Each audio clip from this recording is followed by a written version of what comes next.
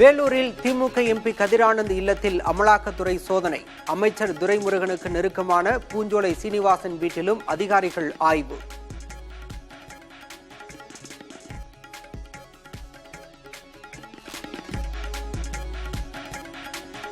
தமிழகத்தில் பொங்கல் பரிசு தொகுப்புக்கான டோக்கன் விநியோகம் ரேஷன் கடை ஊழியர்கள் மூலம் வீடு வீடாக வரும் 13ஆம் தேதி வரை வழங்கப்படுகிறது.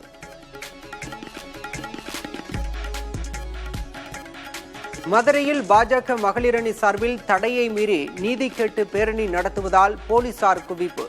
கண்ணகி சிலம்பின் மாதிரியை கையில் ஏந்தி பேரணிக்கு தயாராகும் தொண்டர்கள்.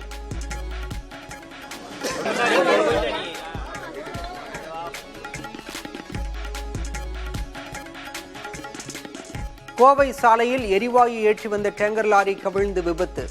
எரிவாயு கசிவு ஏற்பட்ட நிலையில் 6 மணி நேரத்திற்கு மேலாக மீட்பு பணிகள்.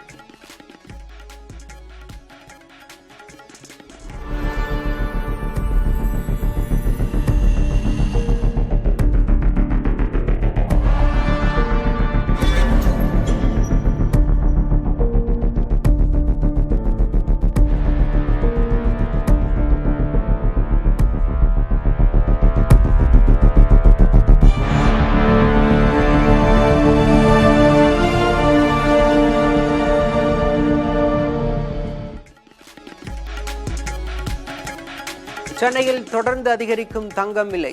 இன்று மட்டும் சவரனுக்கு 640 ரூபாய் உயர்ந்து 58,000 தாண்டியது.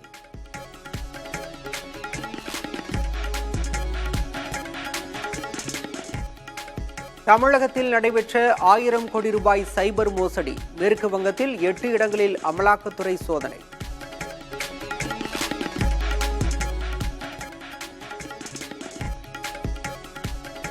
வேலையில்லா இளைஞர்கள், இல்லத்தரசிகளே மோசடிக்காரர்களின் இலக்கு. மத்திய உள்துறை அமைச்சகத்தின் வருடாந்திர ஆய்வறிக்கையில் தகவல்.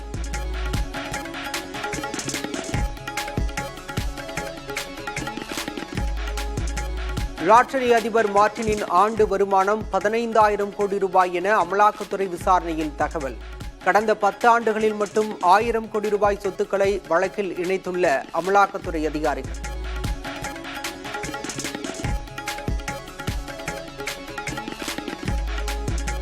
இந்தியா கூட்டணியில் சேருமாறு பாஜக கூட்டணி தலைவர் நிதிஷ்குமாருக்கு லாலு பிரசாத் திடீர் அழைப்பு. பீகார் மாநில அரசியல் வட்டாரத்தில் பரபரப்பு.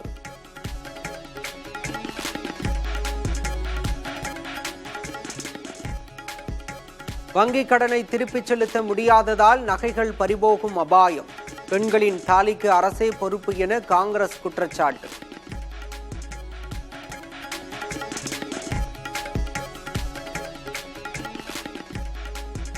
ஊடுருவல்காரர்கள் நாட்டிற்குள் சட்டவிரோதமாக நுழைய எல்லை பாதுகாப்பு படையினரே உதவுவதாக மம்தா குற்றச்சாட்டு. மேற்கு வங்கத்தில் சட்டம் ஒழுங்கை சீர்குலைக்கவே மத்திய அரசு விரும்புவதாகவும் விமர்சனம்.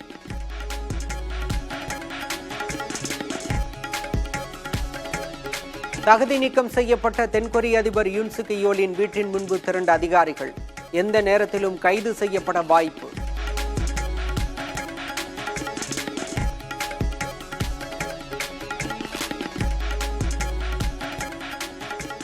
ஆஸ்திரேலியாவுக்கு எதிரான கடைசி டெஸ்ட் கிரிக்கெட்டிலும் இந்திய அணி தடுமாற்றம்.